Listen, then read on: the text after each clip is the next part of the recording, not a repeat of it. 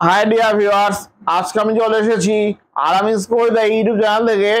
আলামিন, আজকে আমি আপনাদের আবৃত্তি করে শোনাতে যাচ্ছি আমার খুব প্রিয় একজন কবি, সাহিত্যিক ও কলাম লেখক রুদ্র মোহাম্মদ শহীদুল্লাহ লেখা তার একটি অন্যতম বিখ্যাত কবিতা সশস্ত্র বাহিনীর প্রতি। কিন্তু আমার আবৃত্তি করা আমার খুব প্রিয় একজন কবি, সাহিত্যিক ও কলাম লেখক রুদ্র মোহাম্মদ শহীদুল্লাহ লেখা সশস্ত্র বাহিনীর প্রতি এই কবিতা আবৃত্তিটি আপনাদের কাছে ভালো লেগে থাকে তাহলে আপনারা আমার ইউটিউব চ্যানেলটি অবশ্যই সাবস্ক্রাইব করবেন এবং পাশে থাকা বেল আইকনটিতে ক্লিক করে দেবেন এবং প্রচুর লাইক কমেন্ট শেয়ার করতে ভুলবেন না। তো চলুন আর দেরি নয়, আমার মূল কবিতা আবৃত্তিটি শুরু করা যাক। দাঁড়াও, নিজেকে প্রশ্ন করো, কোন পক্ষে যাবে?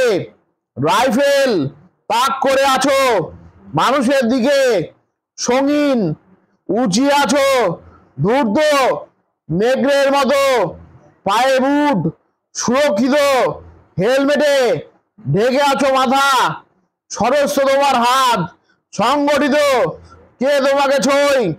তোমার বুলেট মানুষের বুক লক্ষ্য করে ছুটে যাচ্ছে, তোমার বুলেট মানুষের মাথার খুলি উড়িয়ে দিচ্ছে, তোমার বুলেট মানুষের হৃৎপিণ্ড স্তব্ধ করে দিচ্ছে।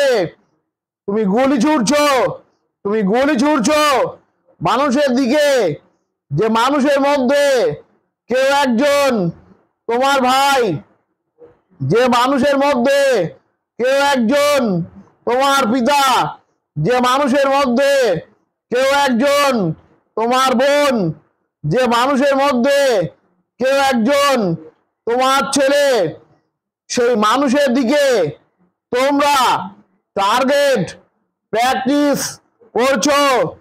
দাঁড়াও, নিজেকে প্রশ্ন করো, কোন পক্ষে যাবে? প্রকৃতির ভেতরে তাকাও, দেখো আলো এবং অন্ধকার দুটি পক্ষ। নিসর্গের ভেতরে তাকাও, দেখো পানি এবং মাটি দুটি পক্ষ। পৃথিবীর ভেতরে তাকাও, দেখো শোষিত এবং শোষক দুটি পক্ষ। মানুষের ভেতরে তাকাও, দেখো গরিব এবং বুর্জোয়া দুটি পক্ষ। এদেশের ভেতরে তাকাও, দেখো 85 এবং 15 দুটি পক্ষ। দাঁড়াও, নিজেকে প্রশ্ন করো, কোন পক্ষে যাবে? এদেশে 80 জন 5 জন এখনো ক্ষুধার্ত প্রাণী, অর্থাৎ এখনো মানুষ নয়, তারা এখনো মানবেতর।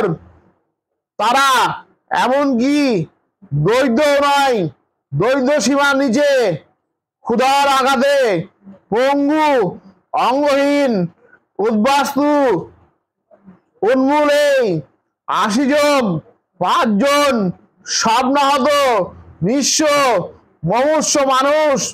এই মানুষের দিকে তোমরা টার্গেট প্র্যাকটিস করছো। দাঁড়াও, নিজেকে প্রশ্ন করো, কোন পক্ষে যাবে? তুমি সেই 80 জন 5 জন মানুষের ছেলে। তোমার পিতা একজন চাষা, খেতে নাঙল চালায়। তোমার পিতা একজন শ্রমিক, মিলে গতর খাটায়। তোমার পিতা একজন মজুর, একজন কর্মচারী। তোমার পিতা একজন পিয়ন, রেল শ্রমিক, কেরানি। তোমার পিতা একজন স্কুল শিক্ষক, রিক্সাওয়ালা। তোমাদের পিতার পাঁজরে তোমরা টার্গেট প্র্যাকটিস করছো। দাঁড়াও, নিজেকে প্রশ্ন করো, কোন পক্ষে যাবে? সীমান্ত রক্ষার নামে তৈরি করা হয়েছে তোমাকে, সার্বভৌমত্বের নামে অস্ত্র দেওয়া হয়েছে তোমাকে, শৃঙ্খলা রক্ষার নামে তৈরি করা হয়েছে তোমাকে, আইন রক্ষার নামে অস্ত্র দেওয়া হয়েছে তোমাকে। সীমান্ত রক্ষাও নয়, সার্বভৌমত্বও নয়, শুধুমাত্র শুধুমাত্র পুঁজিবাদ রক্ষায় এখন তোমাদের মূল কাজ। তোমরা এখন বিত্তের পাহারাদার, বিত্তবানের প্রহরী। বিত্তবান তোমাকে ব্যবহার করছে তার বিদ্যের সপক্ষে, বিদ্যের বিরুদ্ধে। তাই যখন স্লোগান ওঠে শহরে ও গ্রামে, যখন মিছিল নামে রাজপথে মানুষের দাবির মিছিল, যখন মিছিল নামে রাজপথে মানুষের ক্ষুধার মিছিল, তখন তোমার হাতে গর্জে ওঠে তীক্ষ্ণ রাইফেল।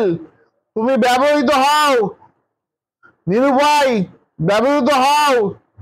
তোমার হাতের ভেতরে তখন শোষকের হাত, তোমার আঙুল সে তখন খনি জান্তার আঙ্গুল, তোমার সুশিক্ষিত পা সে তখন সোজাচারের পা, তোমার চোখ তখন এক ঘাতকের খরচোখ, তোমার জীব তখন এক ঘৃণ্য দুর্বৃত্তের জীব। দাঁড়াও, নিজেকে প্রশ্ন করো কোন পক্ষে যাবে। একদিকে বিত্তবান, অন্যদিকে বিত্তহীন ক্ষুধার্ত মানুষ। একদিকে পুঁজিবাদ, অন্যদিকে সাম্যবাদী শান্তি সমাজ। ইতিহাস সাক্ষী, দেখো অনিবার্য এ লড়াই কোন পক্ষে যাবে।